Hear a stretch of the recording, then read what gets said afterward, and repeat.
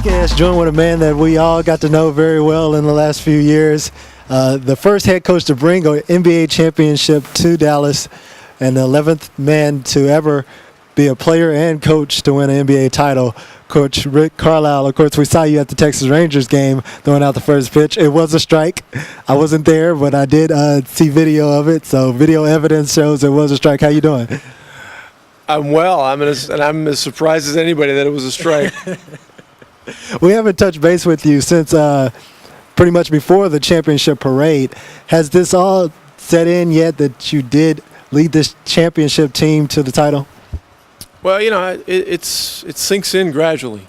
It was an amazing run. A lot of unbelievable things happened. The team was terrific. The fans were terrific. Just so many things went our way. But our guys worked hard to put ourselves in a position to do that. So it was phenomenal. And the other thing about it, winning in Dallas is big. This is a city that if you come in second, you're tied for last with whoever else is in your league, whatever sport you're in. We understood that, and it's something that drove us in a very, very positive way. And for our franchise to be able to deliver to our fans was very meaningful for us. And it took 31 years to bring a title to the city of Dallas, but two guys who were pretty much a part of that whole journey pretty much from day one. Former players, both of their jerseys now hang in the Raptors.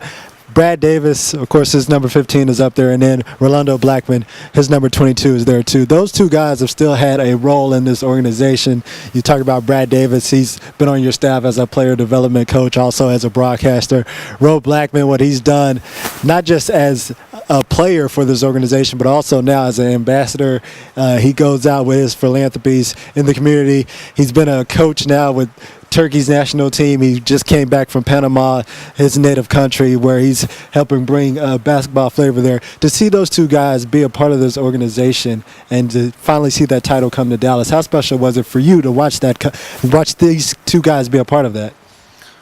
Well, they're two extremely special guys, and I believe they're the only two numbers hanging in the rafters. And there's a reason: longevity and the level of play that they brought. When I was a rookie, we played an exhibition game against those guys, and they used to run this UCLA backdoor play, and Brad Davis got all the rookies on it. And so after the game, Red Auerbach came in the locker room, and he had a cigar in his hand, and he comes up and he stops at my locker, and he flicks a couple ashes at my feet, and he says, "He got you, didn't he?" So yeah, he got me. He goes, "You'll learn." And these guys were tremendous players, but more importantly, like you say, just high-class people. And they've played such a major part in the organization for so many years, and they're truly a part of this. So it's very special. We talked with Brad a couple of weeks ago, and he threw out the name Dick Motto when comparing your coaching style out there, because he said that with Dick, he always understood when to call the right play, when to just let the players play also. And he said he's watched you now for the past couple of years, and to see you go through the same transition, I guess, he went through when watching Dick, that comparison, what did that mean to you?